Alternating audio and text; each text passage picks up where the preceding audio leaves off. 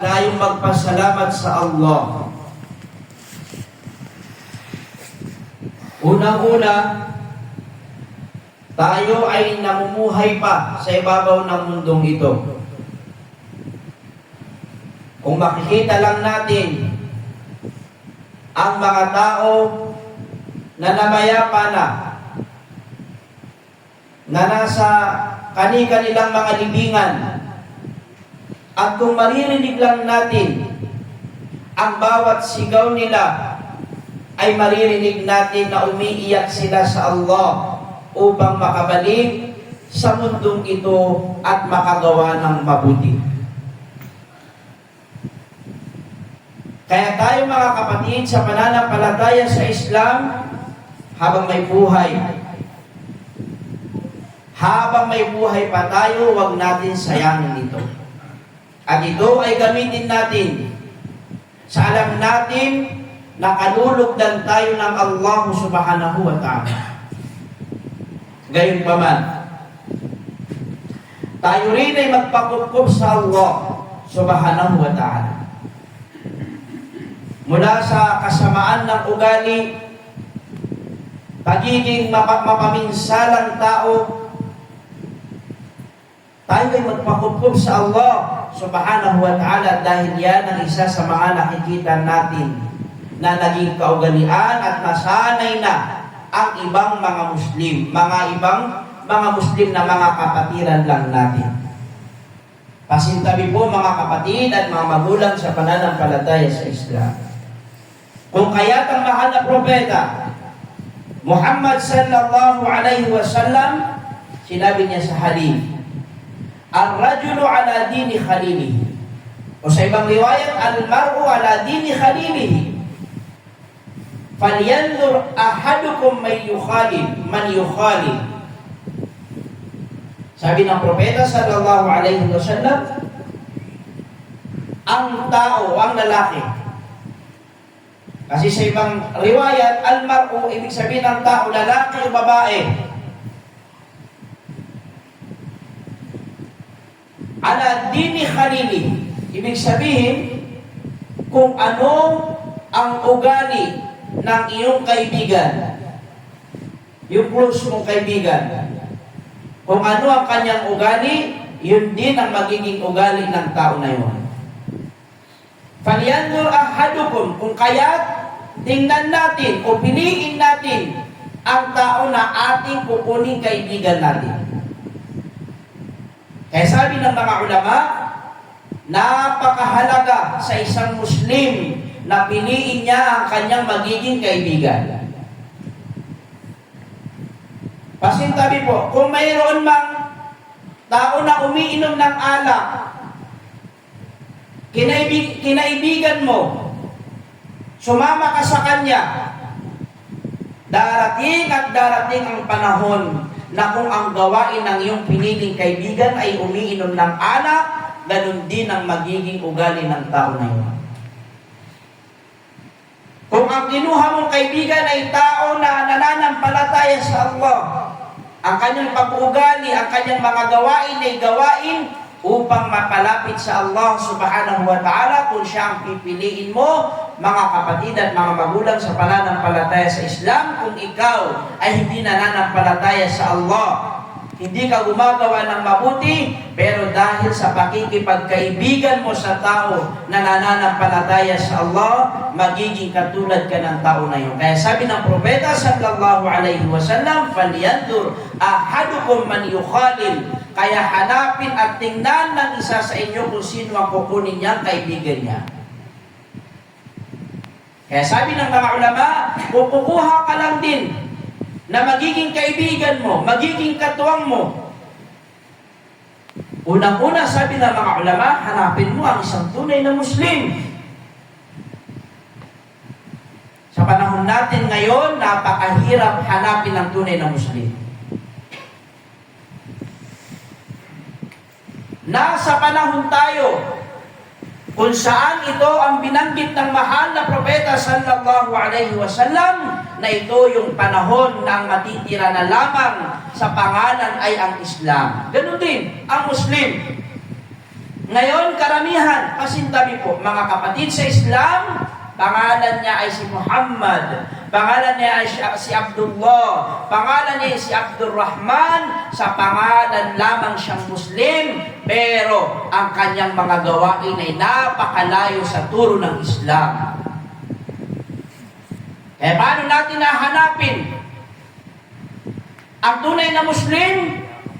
Mayroon mga binanggit ang propeta sallallahu alaihi wasallam upang makilatis natin ang tao na tunay na Muslim na naniniwala sa Allah at naniniwala sa kabilang buhay. Man kana yu'minu billahi wal yawmil akhir fala yu'dhi jarahu. Sabi ng mahal na propeta sallallahu alaihi wasallam, ang sino man na tao na naniniwala sa Allah at naniniwala sa kabilang buhay, fala yu'dhi jarahu. Huwag niyan sinisiraan at huwag siyang maging mapaminsala sa kanyang kapitbahay. Yun ang tunay na Muslim. Naniniwala sa Allah, naniniwala sa araw ng paghuhukom, fala yu'dhi jarahu. At hindi siya mapanakit sa kanyang kapitbahay, hindi siya mapaminsala sa kanyang kapitbahay. Yun ay isang tunay na Muslim. Paano po mga kapatid sa Islam ang nakikita natin ngayon na kahinaan ng mga Muslim na isa na sa kanilang mga kaugalian ay mapaminsala at gumagawa ng mga bagay-bagay kaulan wa fi'lan, minsan sa salita, minsan sa gawa upang sirain ang kanyang kapitbahay. Kung hindi mo kayang siraan ng gawa dahil naiinggit ka sa iyong kapitbahay, maaaring nalamangan kanya. Kahapon lang ang bahay mo, first at second floor, 2 palapag. Pero yung kapitbahay mo nakapagtayo ng 3 palapag na bahay. Kung kaya't nagkaroon ka ng inggit at gumagawa ka ng mga bagay upang siraan ang iyong kapitbahay. Kung hindi mo kaya sa gawa, gumagawa ka sa pananalita. Sinisiraan mo siya. Sa mga iba nyo rin kapitbahay, gumagawa ka, nagsasalita ka ng mga bagay-bagay na hindi naman totoo laban sa iyong kapitbahay, na ang nais mo lang ay mapaalis mo ang iyong kapitbahay dahil nga naroroon sa iyong puso ang inggit. Kaya ayaw na ayaw mo doon sa kapitbahay mo na yun. Kaya ang mahal na propeta sallallahu alaihi wasallam, sabi niya, mazala Jibrilu ay yusini, mazala Jibrilu yusini bil jar. Sabi niya, palagi sa akin sinasabi ng Jibril alaihi salam, na sa paliwanag ng mga ulama, yusini bil jar, na maging mabuti sa aking kapitbahay. Ito ay tinuturo ng Jibril o palaging sinasabi ng Jibril alayhi salam sa mahal na propeta sallallahu alayhi wasallam na maging mabuti sa kanyang kapitbahay. Hindi lang po ang kapitbahay mo yan, bahay yun ng taong kapitbahay mo. Dahil matatawag din na kapit o neighbor yung katabi mo ng pwesto. Hindi lang bahay, yung tinatawag na neighbor sa wikang English. Maging ang kapit pwesto mo, magkadikit kayo ng pwesto, iisa lang kayo ng pinagtitindahan, masasabi rin yun na dyan, mga kapatid at mga magulang sa pananampalataya sa Islam, na yan ang isa sa laganap na siraan sa mga kamusliman. Hindi mga Kristiyano at mga Muslim ang nagsisiraan, bagkos Muslim versus Muslim ang nagsisiraan. Kaya ano ang resulta na nagsisiraan ng mga Muslim? Hindi man sa kanilang mga bahay, kundi sa kanilang mga pwesto, ang nangyari, nawala ang baraka. Nawala ang baraka sa lugar na yun. At pag nawala ang baraka sa lugar na yun, damay-damay ang lahat ng mga Muslim. Hindi ibig sabihin kapag nawala yung baraka, makakaligtas yung walang kasalanan. Kahit wala kang kasalanan, pag nawala ang baraka sa lugar na yun, damay ka rin. Kaya mga kapatid at mga magulang sa pananampalataya sa Islam, iwasan natin ito.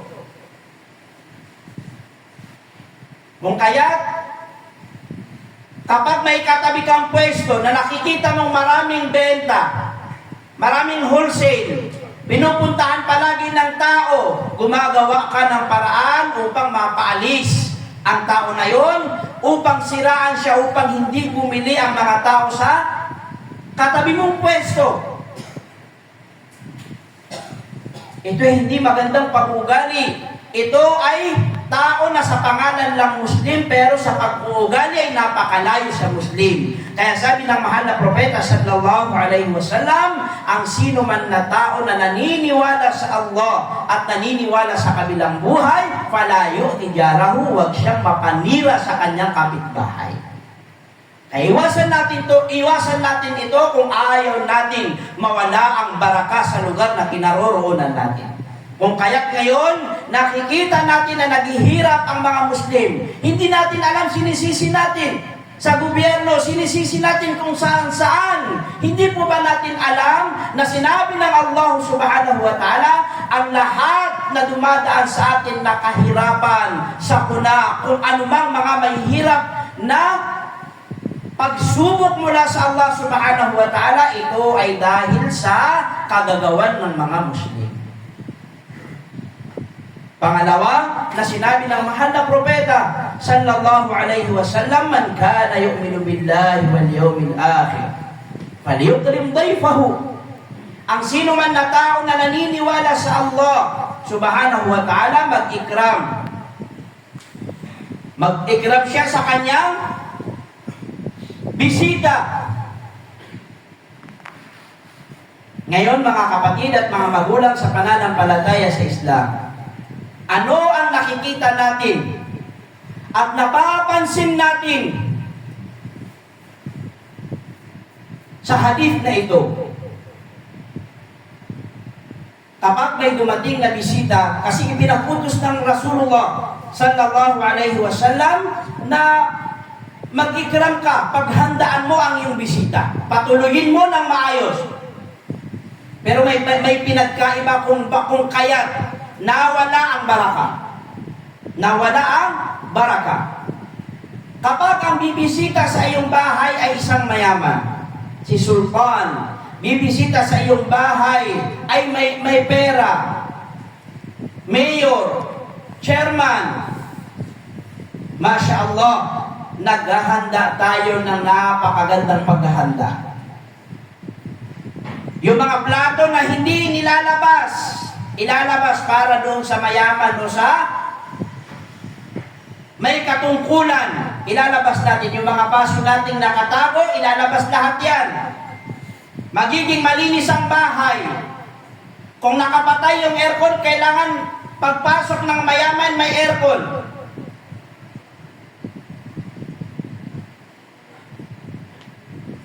Ganyan tayo magpahalaga sa mayayaman at may mga katungkulan.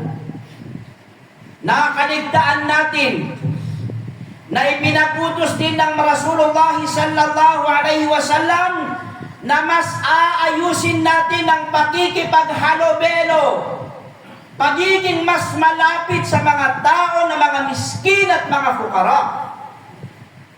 Mayaman ka, naghanda ka ng mga masasarap na pagkain para sa iyong bisita na katulad mong mayaman, na kahit ano pwede niyang kainin pero inihahanda mo pa rin. At alam natin na kapag ang mayaman ang pinaghahandaan natin, maghanda man tayo ng marami pero kakaunti lang ang kakainin ng mayaman na katulad mo. Pero yung mahirap na pwede sa isang taon ay hindi niya natitikman yung kinakain mo araw-araw, hindi natin iniisip na ito ay kasama sa pinag-utos ng mahal na propeta sallallahu alaihi wasallam. At dapat magpasalamat tayo sa mga mahihirap, magpasalamat tayo sa mga miskin. Ito ay sinabi ng Rasulullah sallallahu alaihi wasallam sa hadith, ibghuni ad-du'afa fa innama turzaquna wa tunsaruna bi du'afaikum. Sabi ng Rasulullah sallallahu alaihi wasallam,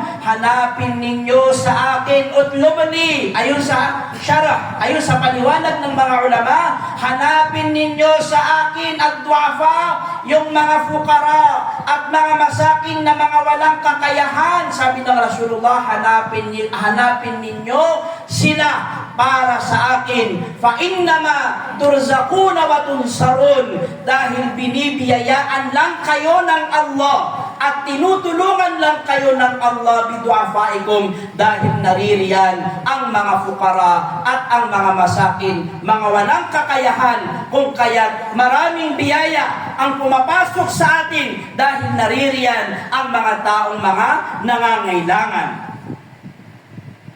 Pero hindi natin inaayos ang pakikipaghalubelo sa mga masakin at mga fukara.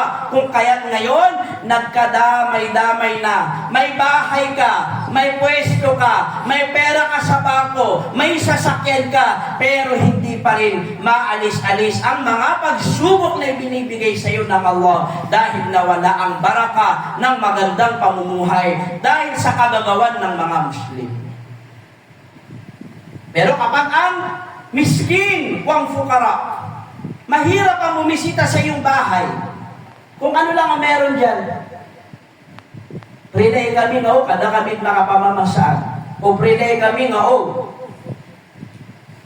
naigira ayam yakatan yung man nakawasa, nadap na kimakawamasong kawasan na miyari para doon sa mga panganangkada. Giyay, kiyada, o kabara ka o kabagin daw tano, kagiaya kaya sabutan tano, na suwaya manan yan, nakanabara ka tano isusubo, naya kaya lipatan tano, na suwi susubo tano. Sabi ng mahal na sabi ng Allah subhanahu wa ta'ala, sa banal na Quran, wa ahsin kama ahsanallahu ilayk.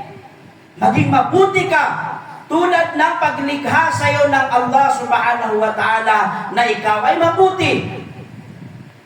Kaya sabi ng Imam Ibn Kathir rahimahullah sa kanyang tafsir, yung ibig sabihin na maging mabuti ka ay wa ahsin ila khalqihi. Sabi ng Imam Ibn Kathir rahimahullah, na ang ibig sabihin daw ng wa ahsin, maging mabuti ka sa mga nilikha ng Allah subhanahu wa ta'ala.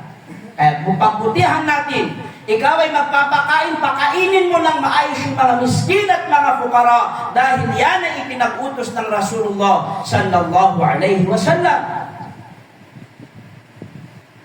Nakikita natin ngayon na kapag may mga organisasyon, pasintabi po, humihingi ng tulong, gagawa sila ng ganito, may mga palaro, ilumapit sa iyo ay isang may katungkulan.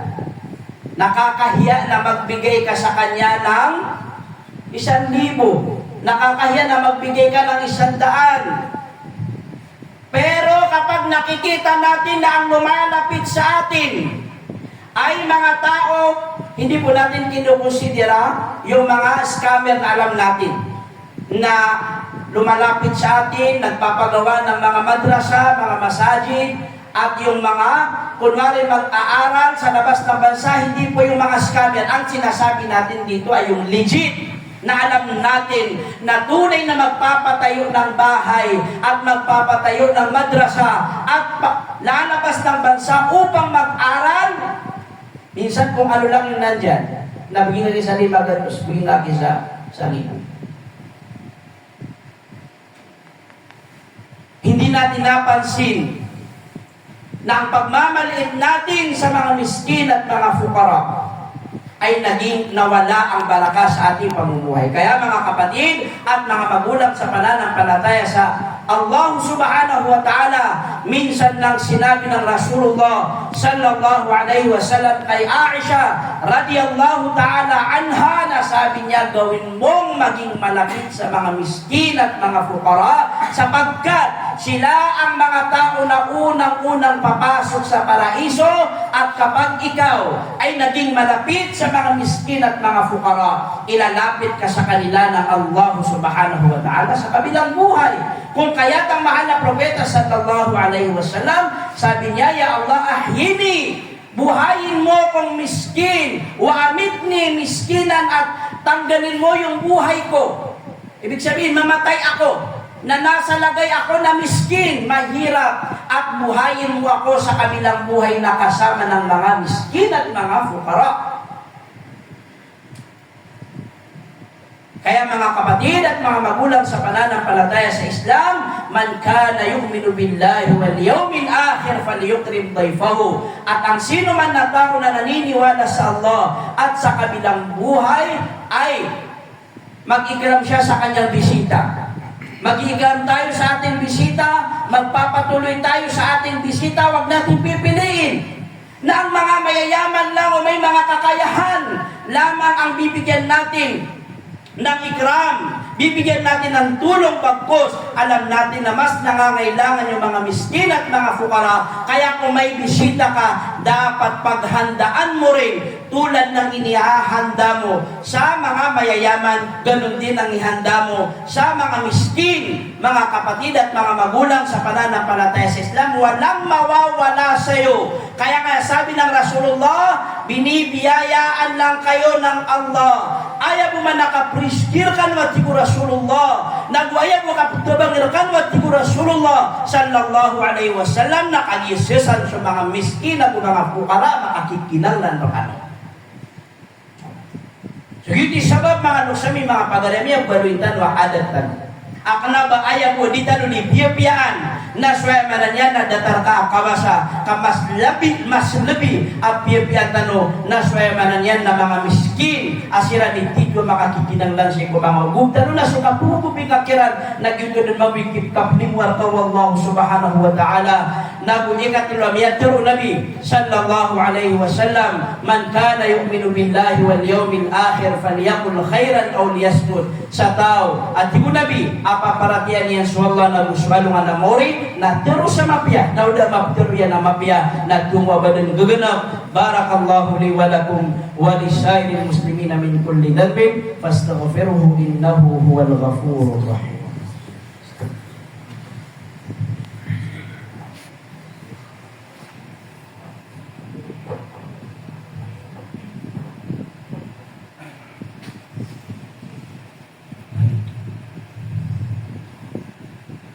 Alhamdulillah wa kafa wa salamun ala ibadihi alladhina istafa amma ba'd. Yaqulu Allah subhanahu wa ta'ala ya ayyuhalladhina amanu taqullaha haqqa tuqatih wa la tamutunna illa wa antum muslimun. Mga kapatid at mga magulang sa pananampalataya sa Islam, lahat ng gagawin natin, sikapin natin ay nasa pinakamagandang paggawa. Yung nagluluto, halimbawa, yung nagluluto, pag gagawa siya sa pinakamagandang gawain. Kasi, kung hindi ka gagawa, hindi mo aayusin yung gagawin mo, iba ang magiging resulta ng ginagawa mo. Ganun din yung naglalaba. Kapag umayos kang naglalaba, matatapos yung nilalabahan mo na napakalinis. Lahat ng bagay, kapag hindi mo ginawa ng maayos, ang resulta niya ay hindi rin maayos.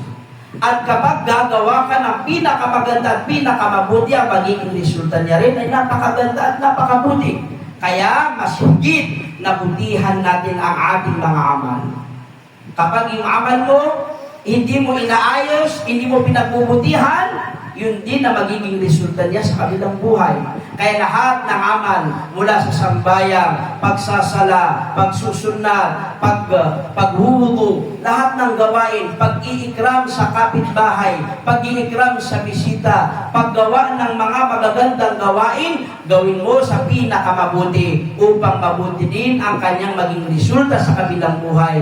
Huwag nating baliwalain dahil bawat pagbabaliwalaan natin sa lahat ng mga amal, maaaring wala ka pang maabutan na gantimpala sa kabilang buhay kung hindi mo ito aayusin. Sabi ng Allah subhanahu wa ta'ala, wa ahsinu, inna Allah yuhibbul muhsinin. Maging mabuti kayo, sabi ng Allah subhanahu wa ta'ala, sa lahat ng gawain, inna Allah yuhibbul muhsinin. Dahil ang Allah, kinalulugdan niya at natutuwa ang Allah subhanahu wa ta'ala sa mga tao na gumagawa sa pinakamabuting paggawa, lalo na sa paggawa sa mga bagay na mapapalapit tayo sa Allah subhanahu wa ta'ala. Naway nakakuha tayo ng kunting aral sa araw na ito na magiging baon natin sa araw-araw na pamumuhay natin upang kalugdan at matuwa sa atin ang Allah subhanahu wa ta'ala, nang sa gayon po ay makuha natin ang pagtatagumpay sa mundong ito, lalong-lalo na po sa kabilang buhay. Allahumma salli wa sallim wa barik ala Sayyidina Muhammad wa ala alihi wa sahbihi wa barik wa sallim. Allahumma ya hayyu ya qayyum ya dzal jalali wal ikram ya arhamar rahimin ya rahimal masakin. Allahumma ighfir lana dhunubana ولذنوب آبائنا وأمهاتنا ولجميع المسلمين والمسلمات والمؤمنين والمؤمنات الأحياء منهم والأموات. اللهم اهدنا واهد بنا واهد الناس جميعا واجعلنا سببا لمن اهتدى يا أرحم الراحمين. اللهم إن قلوبنا ونواصينا وجوارحنا بيدك لم تملكنا منها شيئا، فإن فعلت ذلك بنا فكن أنت ولينا واهدنا إلى سواء السبيل. اللهم إنا نسألك من خير ما سألك منه نبيك وحبيبك محمد صلى الله عليه وسلم، ونعوذ بك من شر ما استعاذك منه نبيك وحبيبك محمد صلى الله عليه وسلم، وأنت المستعان وعليك البلاغ ولا حول ولا قوة إلا بالله. ربنا آتنا في الدنيا حسنة وفي الآخرة حسنة وقنا عذاب النار برحمتك يا أرحم الراحمين. الحمد لله رب العالمين. أقيموا الصلاة إن